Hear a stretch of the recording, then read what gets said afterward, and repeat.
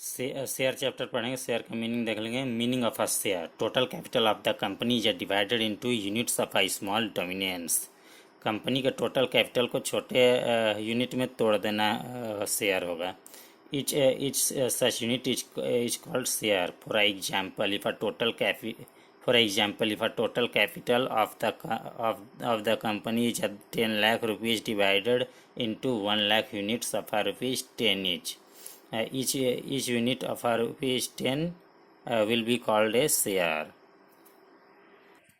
of rupees 10 each. ठीक है। 10 लाख रुपये कंपनी का टोटल कैपिटल हुआ ना, इसको 10 से डिवाइड किया गया तो 1 लाख यूनिट्स आ गया ऑफ रुपीज़ 10 इच। ठीक है। Each unit of rupees 10 will be called a share.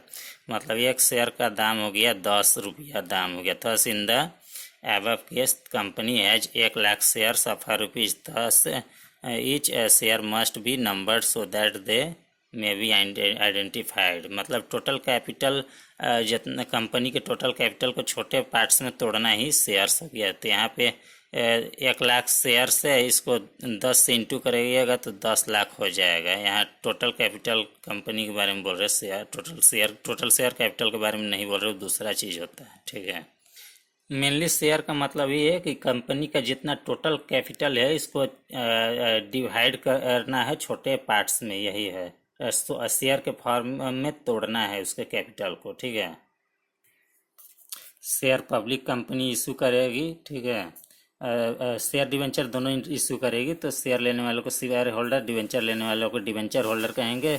Share के थ्रू डिविडेंड मिलेगा और डिवेंचर के द्वारा इंटरेस्ट मिलेगा। डिवेंचर एक तरह का पब्लिक लोन दिया कंपनी को, तो उसी से फिक्स इंटरेस्ट मिलता है डिवेंचर से। Share public company issue share debenture हो गया था। यहाँ पे डिविडेंड मिलेगा, इंटरेस्ट मिलेगा। If a profit increase then rate of a dividend will be increase vice versa. अगर प्रॉफिट बढ़ जाएगा तो डिविडेंड अधिक मिलेगा, प्रॉफिट घटेगा तो डिविडेंड घट जाएगा। ठीक है। If a company can't earn profit then dividend not receive by share holders. Company को प्रॉफिट नहीं होगा तो शेयर होल्डर्स को डिविडेंड नहीं मिलेगा। ठीक है। चलिए प्रेफरेंस शेयर का देख लेंगे। Preference share receive dividend before equity share holders. Equity share holder से पहले प्रेफरेंस शेयर होल्डर्स को डिविडेंड मिल जाएगा। Rate of a dividend fix if a company made more or less profit. Company को ज़्यादा प्रॉफिट हो कम प्रॉफिट हो, इसका डिविडेंड का रेट फिक्स परसेंटेज से ही मिलेगा। ज़्यादा प्रॉफिट होगा तो भी इसको डिविडेंड जो है फिक्स रहता है। Voting rights normally not allowed. Voting rights इसको नहीं मिलेगा। वोटिंग राइट्स मिलता है इक्विटी शेयर होल्डर्स को। मतलब रियल ऑनर जो होता है इक्विटी शेयर होल्डर्स होता है। ठीक है। Preference share holder real owner नहीं होता है।